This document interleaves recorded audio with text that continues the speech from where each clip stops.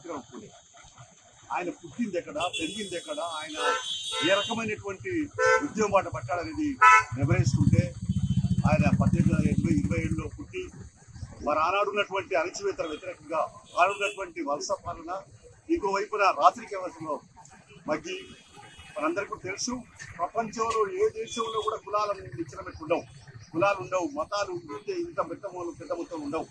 కేవలం మన దేశంలోనే కులాలు నిచ్చెనబెట్లు, అలాగే మతాలు కూడా విధేయంగా ఉన్నటువంటి పరిస్థితి.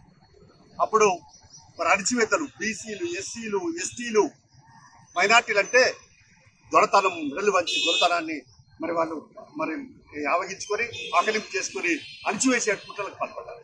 అప్పుడు మరి మహాత్మా గాంధీ పూలే ఆయనే త్వరగా ఈ ఉద్యమ సంస్కరణలకి, కుల ఉద్యమ సంస్కరణలకి నాంది పలికాడు.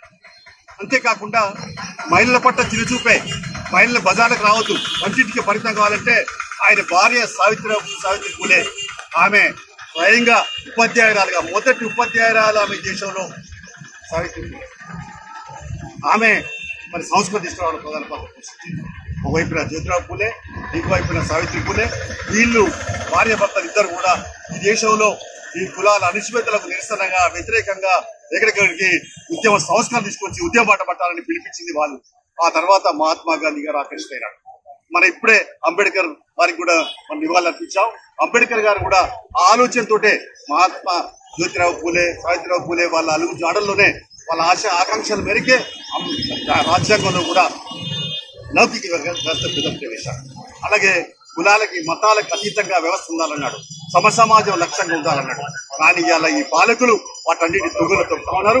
అందులో నరేంద్ర మోడీ ప్రభుత్వం అధికారంలోకి వచ్చి 11 సంవత్సరాలు గడుస్తున్న సందర్భంగా ఇవాళ మొత్తం 370 ఆర్టికల్ రద్దు చేసి, అంటే రక్షణ కవచాలు రద్దు చేసి, లౌకిక వ్యవస్థను భిన్నంగా లౌకిక వ్యవస్థను పూర్తిగా అత్యుత్తరంలో మార్పు తీసుకొచ్చింది లేదు. ఇలా బీసీ జనగణమని ఎందుకు చేపట్టాడు నరేంద్ర మోడీ? ఎందుకు పెండింగ్ లో పెట్టాడు? తెలంగాణ ప్రభుత్వం చేపట్టింది కదా, వాళ్ళు కూడా ఎందుకు చేపట్టారని అడుగుతా ఉన్నాం. అందుకనే కులగారు చేపడితే వాస్తవాలు బయటకు వస్తాయి. ఈ దేశంలో అనగారిన వర్గాలు ఏమిటి, వాళ్ళ సంఖ్య ఏమిటి, వాళ్ళ బతుకు ఏమిటి, లేదా ఓబీసీలలో కూడా ఓబీసీ. మరిన్ని వీడియోస్ కోసం ఛానల్ ని సబ్స్క్రైబ్ చేయండి. లేటెస్ట్ అప్డేట్స్ కోసం వాట్సాప్ ఛానల్ ని ఫాలో అవ్వండి. ఆ లింక్ డిస్క్రిప్షన్ లో ఉంది.